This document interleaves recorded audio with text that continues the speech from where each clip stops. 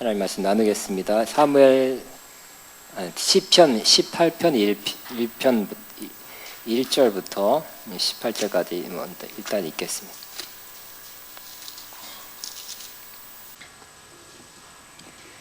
교독합니다. 나의 힘이신 여호와여, 내가 주를 사랑하나이다.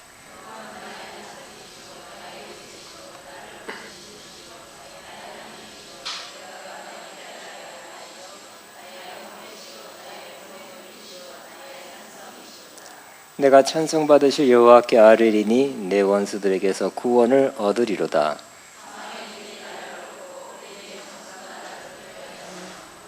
수월의 줄이 나를 두르고 사망의 올무가 내게 이르렀도다.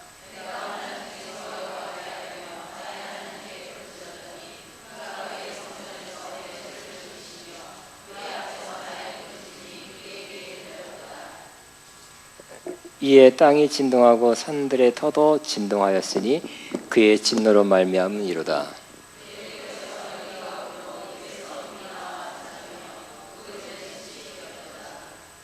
그가 또 하늘을 들이우시고 강림하시니 그의 발 아래는 어두캄캄하도다.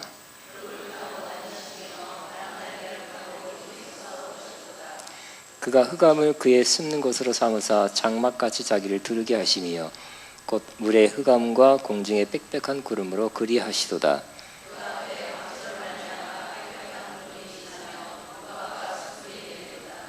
여호와께서 하늘에서 우레소리를 내시고 지진하시니가 음성을 내시며 무박과 숯불을 내리시도다.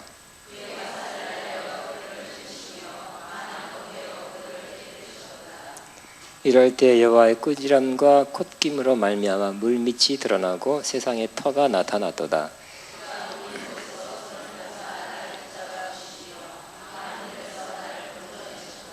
나를 강한 원수와 미워하는 자에게서 건지셨으며 그들은 나보다 힘이 세기 때문이로다.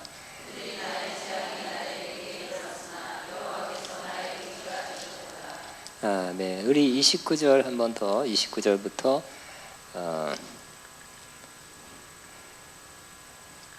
40절까지 교독합니다. 내가 주를 의뢰하고 적군을 향해 달리며 내 하나님을 의지하고 담을 뛰어넘나이다.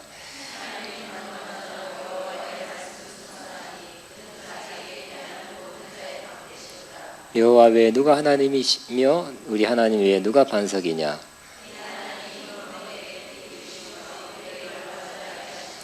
나의 발을 암사슴 발 같게 하시며 나의 높은 곳에 세우시며 또 주께서 주의 구원하는 방패를 내게 주시며 주의 오른손이 나를 붙들고 주의 온유함이 나를 크게 하셨나이다. 내가 내 원수를 뒤쫓아가리니 그들이 망하기 전에는 돌아서지 아니하리이다.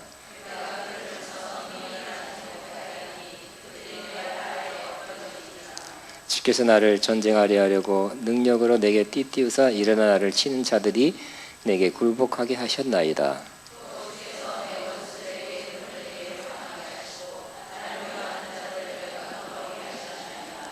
아멘. 오늘 다윗의 장막 8번째입니다. 8번 중에서 오늘은 하나님을 전적으로 의존함. 하나님을 전적으로 의존함이란 제목으로 은혜를 나누겠습니다. 다윗의 특징 중에 하나가 바로 어려서부터 하나님을 의지한 사람이라는 것입니다. 다윗은 어려서부터 담대했어요. 용감했습니다. 그래서 아버지의 양을 칠 때 때론 곰이 다가오고 또 사자가 그 양들을 뺏어가려 할 때 하나님의 도우심으로 그 새끼 양들을 다시 뺏어오고 때로는 자기를 달려들 때는 수염을 잡아 당기고 막 찢어버렸다 그렇게 돼 있어요. 대단하죠? 이 사무엘상 17장에 보면 35절부터 34절부터 그 내용이 나오고 있습니다. 사울이 골리앗을 물리칠 자 누구냐 했을 때 아무도 안 나타났어요. 그래서 다윗이 나타나서 내가 가겠습니다 했더니 너 너무 어리다. 아닙니다. 나는 어렸을 때부터 아버지 양을 지킬 때 사자나 곰이 와서 양떼에서 새끼를 물어가면 내가 따라가서 그를 치고 그 입에서 새끼를 건져내었고 그것이 일어나 나를 치려 하면 그 수염을 잡고 그것을 쳐 죽였나이다. 주의 종이 사자와 곰도 쳤은즉 살아계신 하나님의 군대를 모욕한 이 할례받지 않는 아는 블레셋 사람이니까 그가 그 짐승의 하나와 같이 되리이다. 여호와께서 나를 사자의 발톱과 곰의 발톱에서 건져내셨은즉 나를 이 블레셋 사람의 손에서도 건져내시리이다. 하나님의 도우심과 보호하심 속에 곰과 사자도 물리쳤다는 것입니다. 그러니 이 블레셋 장수 골리앗도 이겨낼 것이다. 다윗은 날마다 실패한 사람이 아니에요, 그죠? 실패한 적도 꽤 있지만 더 많이 승리한 사람입니다. 그래서 이런 책도 있죠. 승리의 습관, 한때 베스트셀러였습니다. 승리의 습관, 따라합니다. 승리의 습관. 이걸 이기면 다음번 일도 이길 것이다 하는 거 다자신감이 생겨요. 그 자신감으로 이기는 것입니다.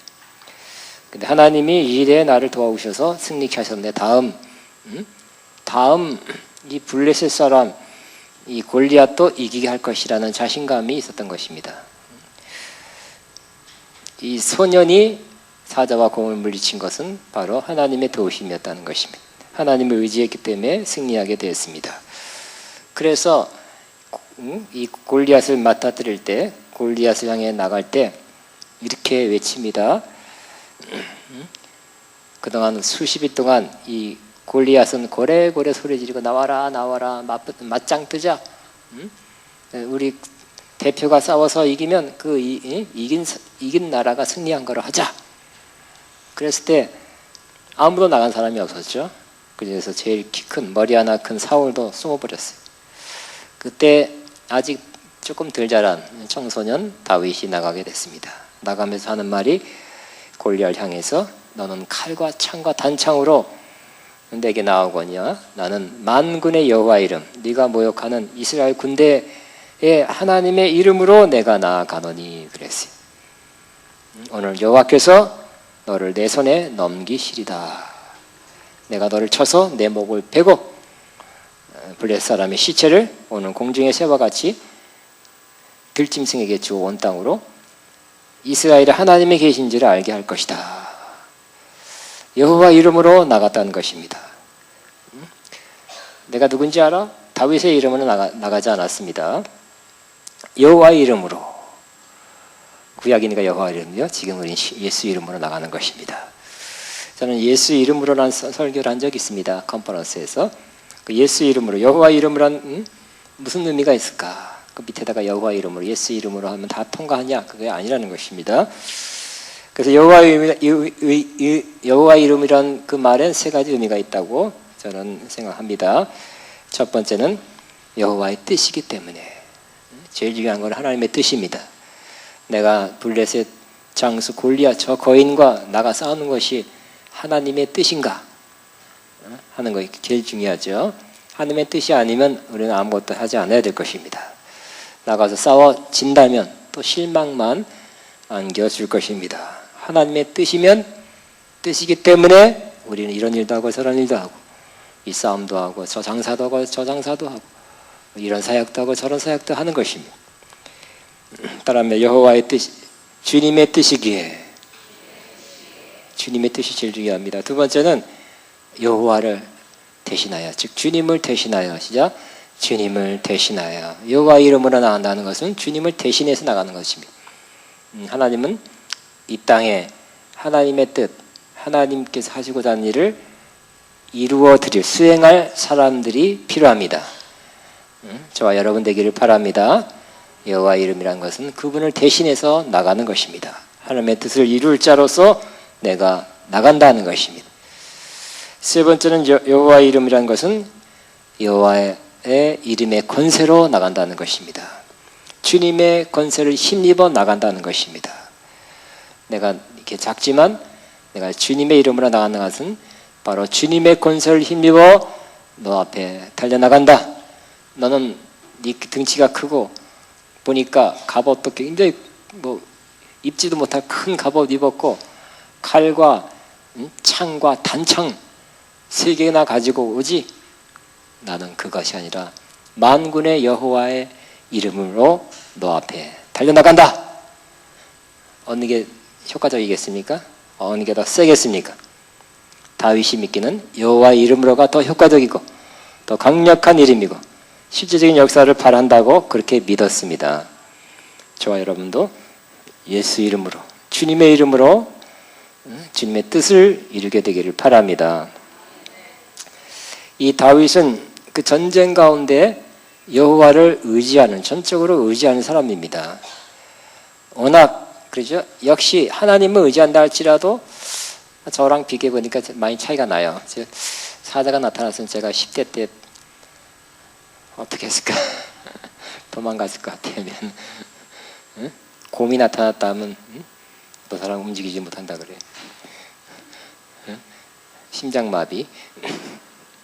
그런데 다윗은 하나님을 의지했긴 의지했지만 그래도 달려드는 거. 내가 예수로 여호와를 힘입어 주님 나를 도와주세요 하면서 달려갔다는 거. 굉장히 담대한 사람입니다. 그렇기 때문에 다윗은 용사죠. 다윗은 또 전쟁의 용사, 승리자입니다. 그럼에도 불구하고 그 원래 갖고 있던 용감함, 담대함, 용기, 담력으로 승리한 것이 아니라 그런 것도 있었겠지만 많은 경우 하나님께 기도하고 기도로 승리한 것을 볼 수 있습니다. 오늘 시편 18편이 바로 그것을 보여주고 있습니다. 1절에 나의 힘이 되신 여호와여 내가 주를 사랑하나이다. 왜 사랑할까요? 하나님의 모습이 너무 아름다워서? 그게 아니라 하나님의 얼굴을 보지도 못하죠. 하나님이 나를 이 어려운 가운데 구원해 주셨기 때문에 죽을 그런 상황에서 나를 건져 주셨기 때문에 나를 사랑한다는 뜻입니다. 쉽게 말해서.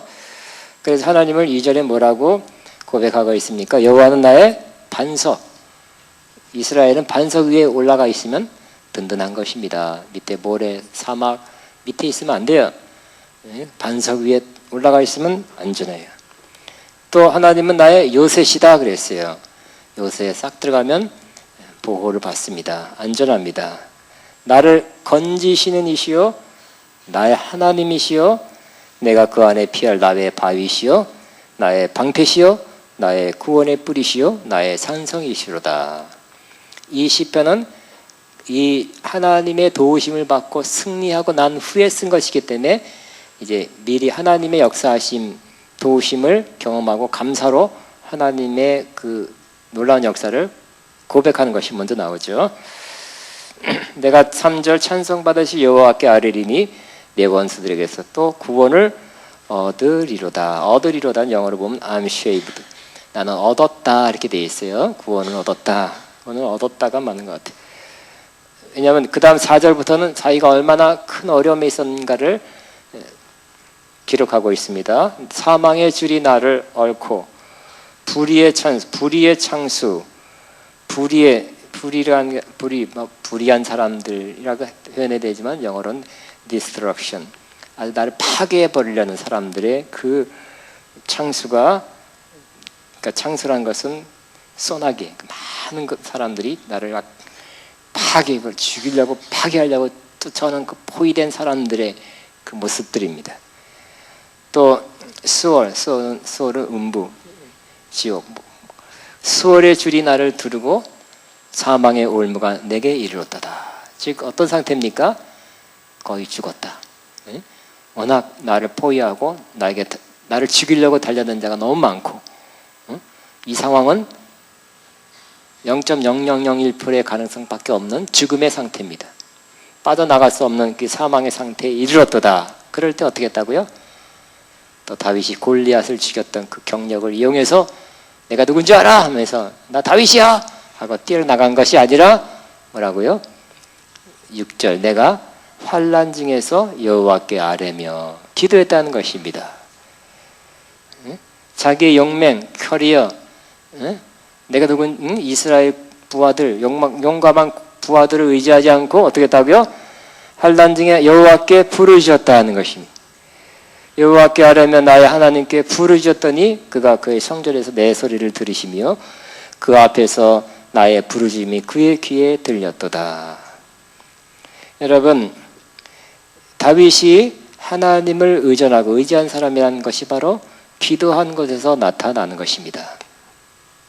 내가 하려면 기도할 필요 없죠. 내가 잘할 것 같으면 나 이렇게 하면 돼. 난 노하우를 알고 있어. 나 그런 경력이 많아. 응? 이렇게 자기를 의지하는 사람은 기도할 필요가 없어요. 그러나 이 상황에서는 다윗의 용감함, 승리의 경력도 안 통한다는 걸 알아요. 그럴 때 다윗은 전적으로 하나님께 의지할 수밖에 없어요. 의지하는 방법 중에 가장 좋은 것이 바로 첫 번째가 바로 기도하는 것입니다. 하나님, 난 이 상황, 이 포위된 상황에서 나는 빠져나갈 수 없습니다. 곧 죽게 되어 있습니다.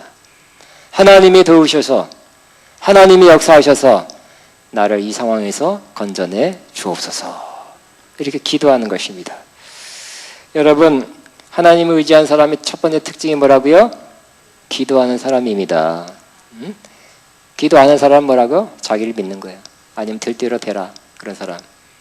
자기를 믿든지 될 대로 되라는 사람은 기도 안 해요. 어떻게 되겠지 뭐 어떻게 되든 할 수 없어. 그 뭐라 그러죠? 자포자기한 사람? 그렇지만 하나님을 의존하는 사람은 하나님 도와주시고 하나님이 역사하소서 하고 기도하는 사람입니다. 그래서 이 환난 중에 하나님께 부르짖었다 그랬습니다. 그 결과 어떻게 했다고요? 하나님이 응답하시고 역사하셨어요. 그 기록이 7절부터 하나님이 예 알았다. 내가 역사하마 하면서 어떻게 역사한다고? 예 땅이 진동하고. 하나님의 역사가 때로 구약에는 땅이 진동하는 것으로 나타나죠. 산들의 터도 요동하였으니 이는 그의 진노로 말미암니라. 즉 이 불의한 세력들이 나를 죽이려는 세력들이 포위해 온 것은 바로 불의한 마음으로 잘못된 동기로 쳐들어왔다는 것입니다. 다윗은 의로운 자입니다. 하나님의 뜻대로 행한 자였어요. 그렇지만 이 욕심과 탐욕으로 쳐들어온 이 원수의 세력들에 대해서 하나님이 어떻게 한다고요? 그 기도를 들으시고 진노하심으로 갚아주시는 것입니다. 8절 그의 코에서 연기가 오르고 입에서 불이 나와 사름이여 그 불에서 숯이 피었도다. 하나님의 진노의 모습, 이게 문학적인 표현일 수도 있고 아니 영적으로 신령한 세계에서 진짜 이런 모습으로 환상으로 봤을 수 있어요. 두 가지 중에 하나겠습니다. 어쨌든 두 가지 중에 하나가 뭐냐 그거 중요한 게 보다는 하나님이 확실하게 역사했다 하는 것입니다. 9절 그가 또 하늘을 들이우시고 강림하시니 그의 발 아래는 어두컴컴하도다. 하나님이 직접 강림한 그래 내가 직접 가서 처리해 줄게 하고 강림하셨대요. 할렐루야. 불러도 대답 없는 그 이름 여기는 어찌 저기 있어요. 기도에 응답이 없는 사람도 있지만 여기는 하나님이 그래 응답할게 하고 하나님이 친히 내가 직접 갈게. 네가 기도한 것은 내가 직접 가서 처리해 줄게 하고 하나님이 직접 구름을 타고 구름이 아니라 그룹을 타고 천군 천사와 함께 천군 천사와 함께 오는 모습이 뭐같이 보여요? 그룹을 타고 오는 것처럼 보였다는 것입니다. 다니시며 바람 날개를 타고 높이 솟아 오르셨도다. 하나님의 역사할 때 바람이 슉 불었다는 것을 이건 좀 문학적 표현 같아. 하나님이 역사할 때로 바람이 불어요. 높이 솟아오르셨도다. 그가 흑암을 그의 숨는 곳으로 삼으사 장막까지 자기를 두르게 하시며 곧 물의 흑암과 공중의 빽빽한 구름으로 그리하시도다. 때로 하나님은 환하게 보이기도 하지만 또 안 보이게 역사한다는 것이 흑암 중에 안 보이도록 이 당시에는 그랬어요. 안 보이도록 그러나 어떤 다윗의 눈에는 또 보이도록 그렇게 역사하셨다는 것입니다. 12절 그 앞에 광채로 말미암아 빽빽한 구름이 지나며 우박과 숯불이 내리도다. 여호와께서 하늘에서 우레소리를 내시고 지전하시니가 음성을 내시며 우박과 숯불을 내리시도다. 우레소리 와 번쩍번쩍 피.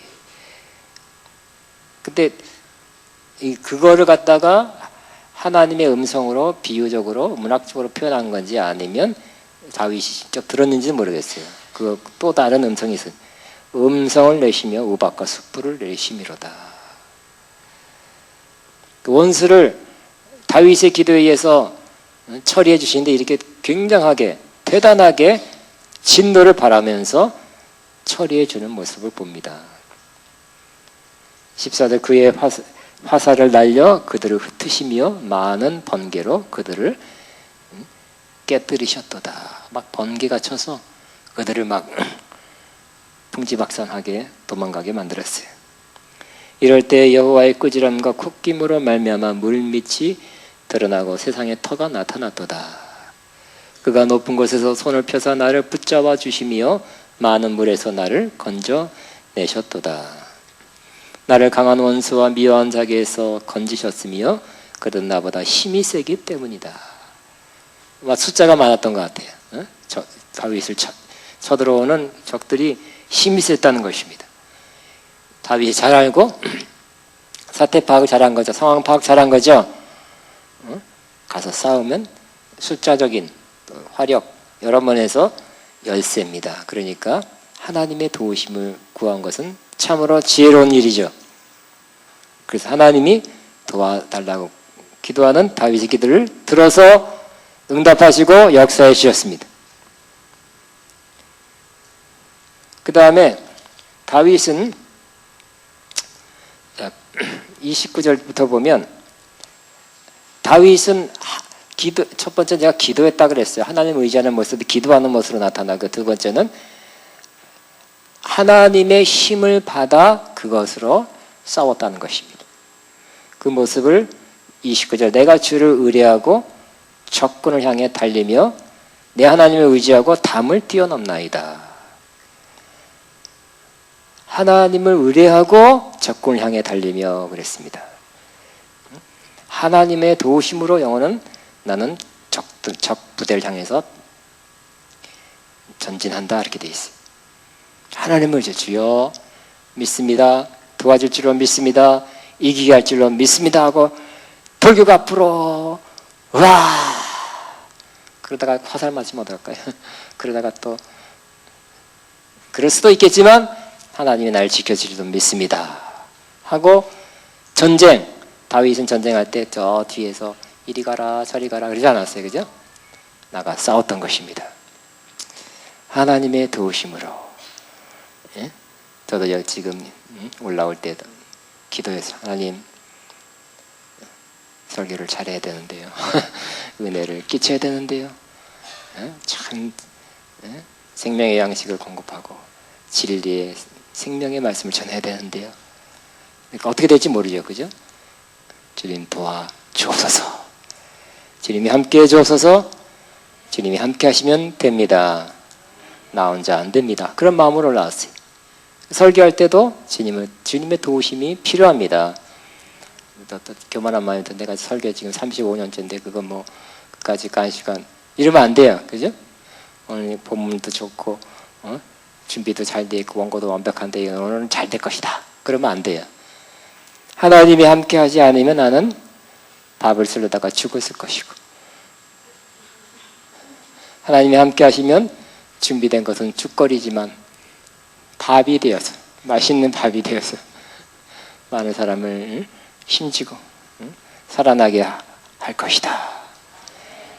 저는 설교자로서 그런 일을 많이 합니다. 여러분도 무슨 일을 하든지 무슨 사역을 하든지 내가 주님을 의지해서 어떻게 한다? 내가 주님을 의지하여 이런 일을 합니다.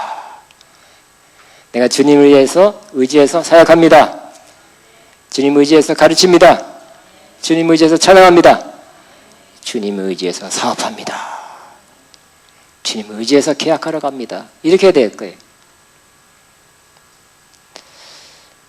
자, 얼마나 주님의 도우심이 확실했냐면 또 컸냐면 내가 주를 의리하고 적군을 향해 달리며 같이 달립니다. 말 탔는지 뛰었는지 모르겠 막 저기 몇만 명 몇십만 명 나도 몇십만 명 뒤엉켜서 죽을 수 있잖아요, 그죠? 그래도 담대하게 하나님 도우심 믿고 달려가는 것입니다.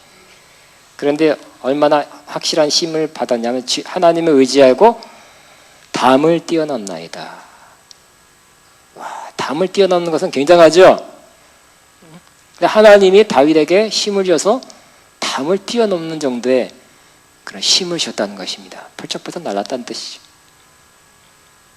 30절에 32절 보겠습니다. 이 하나님이 힘으로 내게 띠우시고 내 길을 완전하게 하시며 나의 발을 암사슴 발같이 하시며 나를 나의 높은 곳에 세우시며 사슴이 타다다다 때로는 사자도 못 쫓아갑니다. 그것이 막 다윗이 싸우는 모습 보면 막 타다다다다 하고 피측 올라가고 막 바짝 뛰어넘고 막 웬만한 장애물을 바짝바짝 뛰어넘고 무슨 왕이 저래? 무슨 힘이야 저거? 굉장하네? 그랬을 것입니다. 다윗이 원래 그런 것이 아니라 하나님의 도우심으로 하나님이 주신 힘으로 그랬다는 것입니다. 하나님께서 32절 이 하나님이 힘으로 내게 띠를 띄워주셨다. 나의 발을 암사슴 발같이 쫙 하게 한다는 것입니다. 또 34절 내 손을 가르쳐 싸우게 하시니 내 팔이 노화를 당기도다. 잘 훈련하고 또 싸울 때 나를 인도하셔서 노팔도 샥 당겨서 힘있게 당겨서 싸우게 했다는 것입니다. 35절 또 주께서 주의 구원하는 방패를 내게 주시며 주의 오른손이 나를 붙들고 주의 온유함이 나를 크게 하셨나이다. 36절 내 걸음을 넓게 하셨고 이 걸음 넓게 하셨다는 뜻이 보니까 보폭을 넓게 했다는 뜻이더라고요. 나를 실족하지 않게 하셨나이다. 전쟁할 때 다다닥 뛰어다니는데 보폭이 팍팍 넓어가지고 실족하지 않다는 뜻이 보니까 앵클, 이 복숭아뼈를 이렇게 그걸 뭐죠? 겹지르지 않게 이렇게 손상되지 않게 하셨다는 거예요. 잘못하면 우리 무리하면 겹질르죠.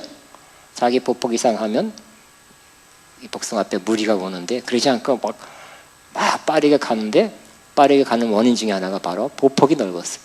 그래도 하나님이 붙으셔서 이 앵클 뭐라죠?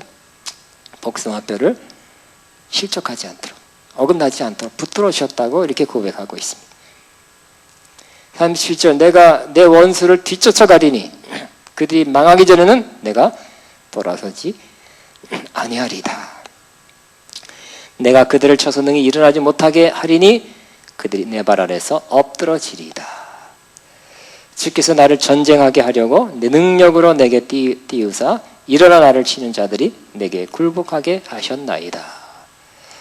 즉 하나님이 주시는 대단한 힘으로 그 힘을 받아 그런 전쟁 실제 했고요. 막 뛰어다니면서 빨리빨리 뛰어다니면서 막 장애물 넘어 다니면서 실제적 싸우면서 승리하게 됐다는 모습을 기록하고 있습니다. 승리가 그에게 임하게 된 것입니다. 또 결정적인 것은 다윗은 전쟁할 때 이 전쟁을 해야 되는지 어떻게 이 전쟁을 치러야 되는지를 앞두고 하나님께 기도한 모습을 자주 볼 수 있습니다. 이 전쟁 해야 됩니까? 싸워라. 내가 함께해서 승리하게 할 것이다. 시글락에서 사람들이 다 잡혀가고 마을이 불타고 이 일이 일어난 지 며칠 됐어요. 그때 하나님께 기도해서 내가 어디로 간지 모르지만 내가 쫓아가면 그들을 뒤쫓아가서 붙잡을 수 있겠습니까? 물어봤더니 쫓아가라. 내가 너와 함께 할 것이다. 그 음성을 듣고 갔다는 것입니다. 하나님을 전적으로 의지하는 다윗은 중요한 문제를 결정할 때 기도하고 결정한 것을 볼 수 있습니다. 내 뜻대로 한다면, 내 계획대로 한다면, 내 판단대로 한다면 하나님을 의지한다고 말할 수 없는 것입니다. 또 하나님을 의지하는 삶이 시편 23편에 결정적으로 나타나 있습니다.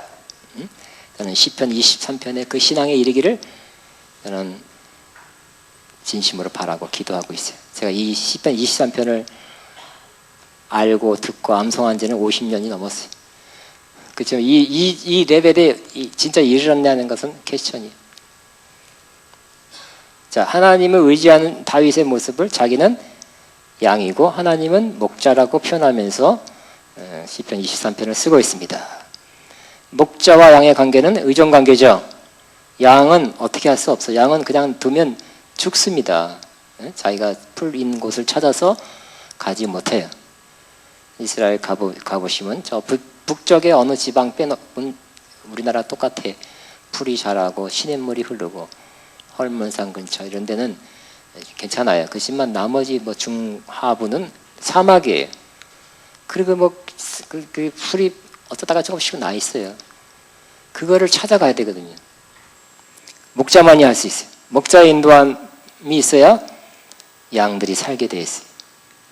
그런데 자신이 양이라는 것입니다. 이 목자가 나를 인도해 줄 거기 때문에, 인도할 줄을 믿기 때문에 나는 부족함이 없다. 여호와는 나의 목자시요. 그렇기 때문에 나는 부족함이 없습니다. 고백합니다.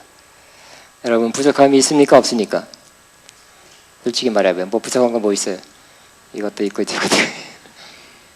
근데 이 다윗은 여호와가 나의 하나님이기 때문에 부족함이 없습니다. 왜냐하면 그가 나를 푸른 초장에 누이시고 쉴만한 물가로 인도하기 때문입니다. 양들에게 가장 중요한 거 일단 먹고 쉬는 거, 물. 이것을 주님이 목자이신 하나님께서 다 해주신다는 것입니다. 그냥 먹고 그래요? 먹고 마시고 쉬우면 된대요. 여러분도 그랬습니까? 하나님 잘 인도함 받으니까 먹을 것이 보이고 쉴 곳이 있고 마실 물이 있습니까? 아니 여러분이 노력해야 되고 정신 차리고 아침부터 노력해서 찾아다녀야 되겠습니까? 또 내 영혼을 소생시키시고 우리 영혼이 항상 소생돼야 돼요. 낙심할 때 있고 힘이 빠질 때가 있어요. 그러나 내 영혼을 소생시키고 자기 이름을 위하여 의의 길로 인도하십니다. 또 때로 내가 사망의 음침한 골짜기를 다닐지라도 내가 해를 두려워 안 해. 어떤 사람은 사망의 음침한 골짜기 비슷한 데만 와도 난 안 간다. 응? 지혜롭게 안 간다 그래요. 그렇지만 사망의 음침한 골짜기를 지난다 할지라도 내가 두려워하는 것은 주께서 나와 함께하는 것을 믿기 때문입니다. 왜냐하면 주께서 나와 함께 하시고 주의 막대기와 지팡이로 나를 보호하기 때문입니다. 주께서 원수의 목전에서 상을 베푸신다 그랬어요. 원수 때문에 긴장하죠? 여러분 원수가 있습니까? 없습니까? 원수 같은 사람이 있습니까? 없습니까? 원수 같은 문제 있습니까? 없습니까? 있어요? 없어요? 예, 5사람만 있으니까 좋겠습니다. 근데 원수의 목전에서 뭐라고요? 상을 베푼대요.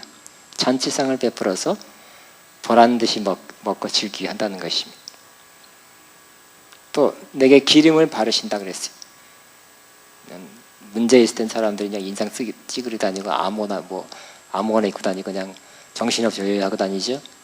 그러나 항상 기름을 발라서 단정히 또 이렇게 품위 있게 우아하게 다닌다는 것입니다.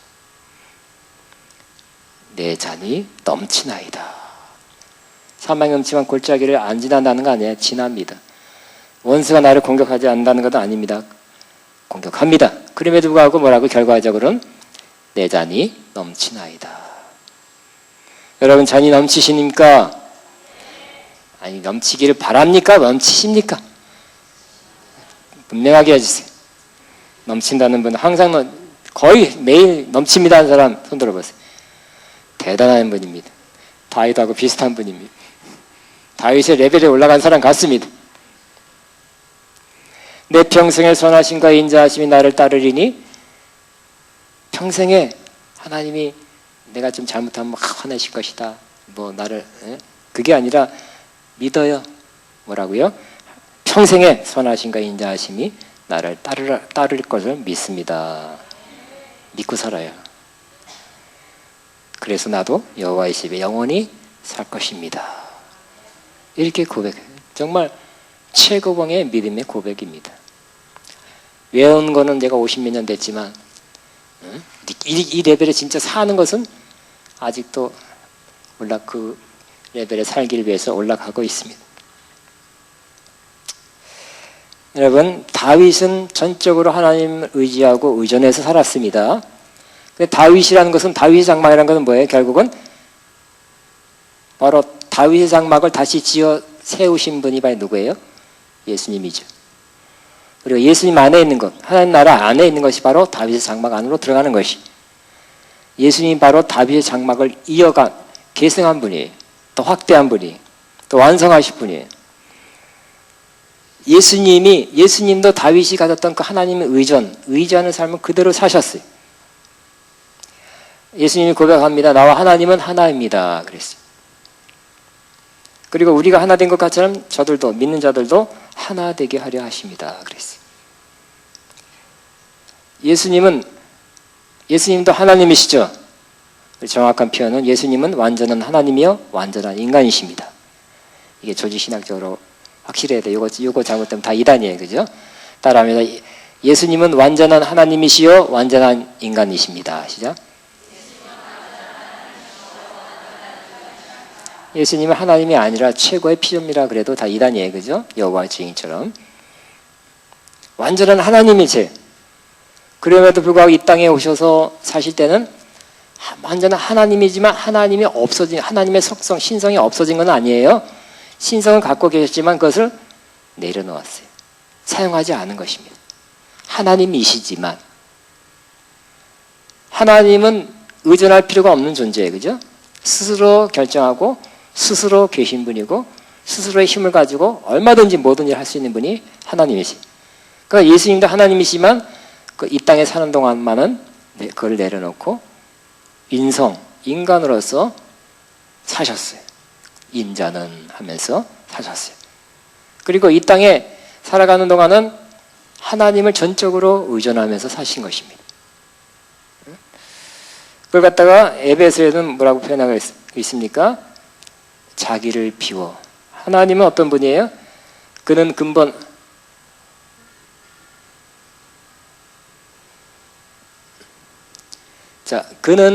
하나님과 하나님의 본체시나 그랬어요. 그는 하나님의 본체시래요. 하나님과 동등됨을 하나님과 동등하대요. 따라 예수님은 하나님의 본체시다.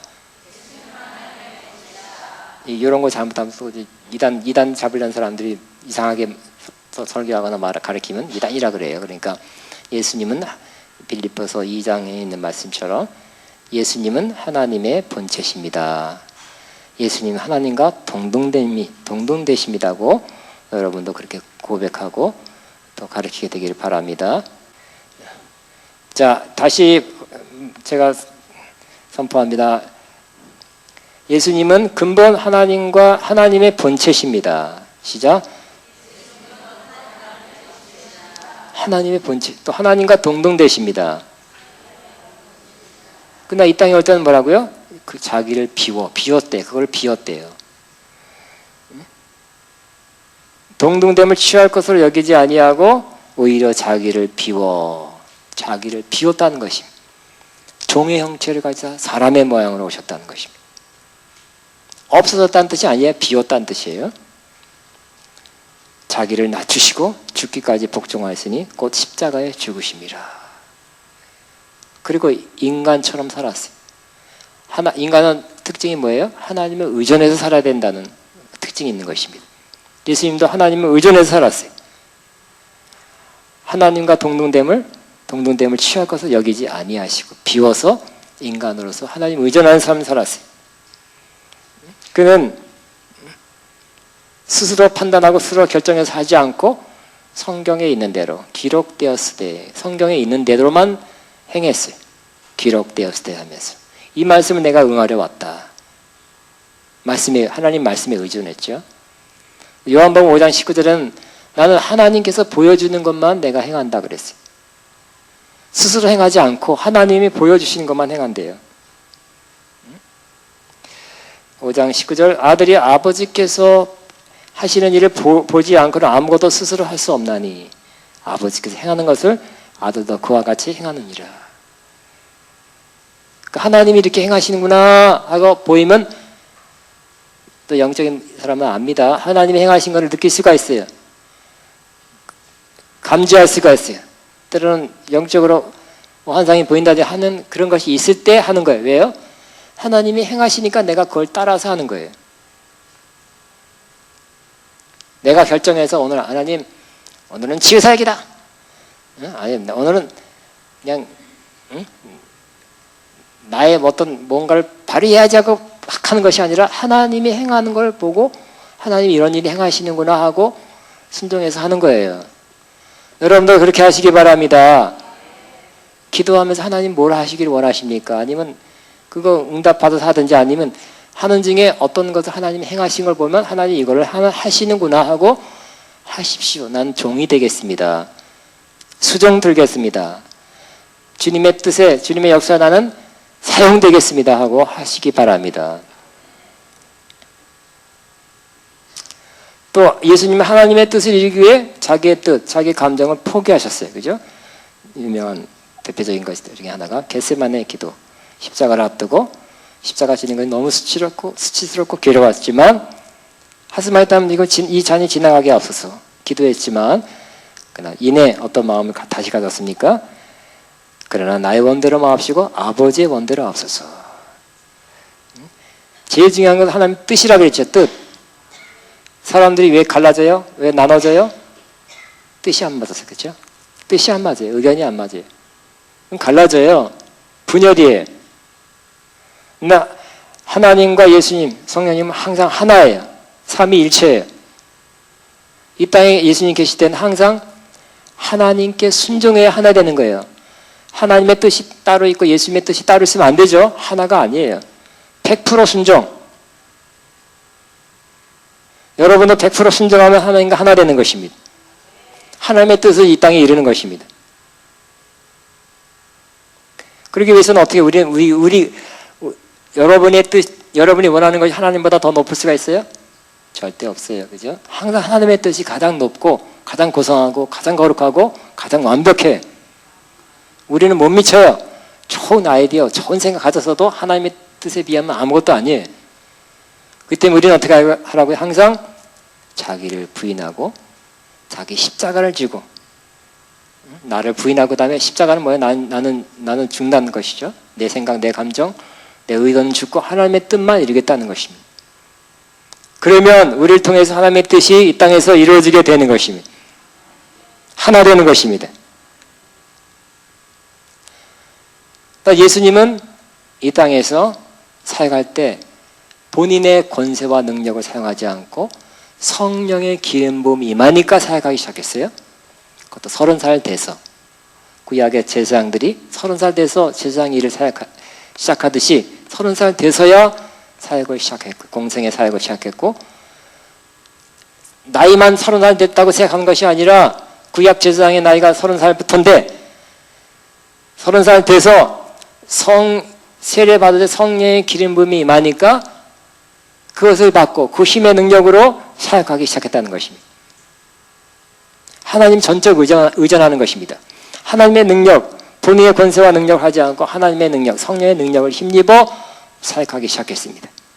그래서 주의 성령이 내게 임하였으니 이는 가난한 자에게 복음을 전하기 시작하고 내게 기름을 부으사 포로된 자에게 자유를, 눈먼 자를 다시 보게 하고 눌린 자를 자유케 하는 이 은혜, 주의 은혜가 임했다. 난 나이도 제사장의 나이도 됐고 하나님의 능력이 임했으니까 이 사역을 내가 이사야 61장의 예언대로 이 사역을 시작한다.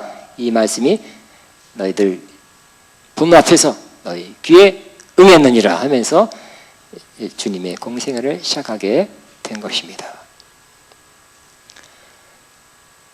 우리도 다윗이 갔던 길, 더더욱 예수님이 갔던 길, 즉 하나님 의지하고 의존하는 그러한 삶을 살게 되기를 바랍니다. 그러면 승리입니다. 그거 되기까지 하나님은 하나님을 의지하라고 연단, 훈련, 호난, 시험 주는 것이. 여러분이 스스로 하면 잘 안 되는 것이에요. 그리고 스스로해서 된다 할지라도 영광은 여러분이 취하게 돼요. 우리는 항상 모든 것이 주님께부터 와서 주님으로 말미암고 주께로 돌아가느니라. 이 말씀대로 살아야 되는 것입니다.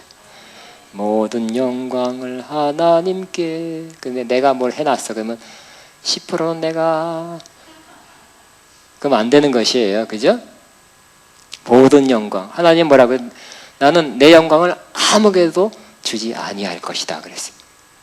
모든 영광 하나님께. 여러분은 어떤 일을 행했어도 알고 보면 100% 순수하지 않을 수도 있어요. 저는 며칠 전에 우리 교인 신방 개원하는 데 가서 개인적으로 아주 좋은 얘기를 들었어요. 간증거리가 될 만한 얘기를 들어서 나눕니다. 그분이 어렵게 힘들게 직원 하다가 이제 스스로 독립해서 사업을 시작하는데 4번이나 망했다는 거예요. 4번이나. 지금 그러나 이제 44살 돼서 시작한 이것은 그래도 시간이 여러 명이고 며칠이 얼마인지 모르지만 나한테 말 안 해서 모르지만 어쨌든 괜찮게 하는 것 같아요. 그래도 확장해서 개원 예배 드리러 갔어요. 그래서 네 번째 망했지만 하나님이 더욱 망하면서 힘들었으면서 그 부인은 우리 교인이 애기 안고 기도했다는 거예요. 집에 와보면 없대요. 어디 갔냐? 교회 가서 기도했다. 역시 기도하는 사람이 승리하는 것이죠. 그렇지만 4번째 실패했죠. 5번째는 44살 때는 승리하게 됐다. 이루어가게 됐다. 이번에 더 큰데 또 확장하게 됐어. 2호점까지. 2호점이 훨씬 더 큰. 근데 그거 하는 말이 뭐냐면 자기가 그동안 이 비즈니스를 시작하기 바로 전까지 똑같은 걸 했는데 만약 거기서 승리했다면 잘 됐다면 그것은 내가 하는 것이었다고. 평신도 입으로 꼭 설교하듯이 하더라고요. 어떻게 설교 말씀을 자기 삶 속에 확실히 적용하고 있었어요. 만약 제가 성공했으면 그건 다 내가 하는 것이었죠. 그러면 성공하면 안 됐다는 거예요.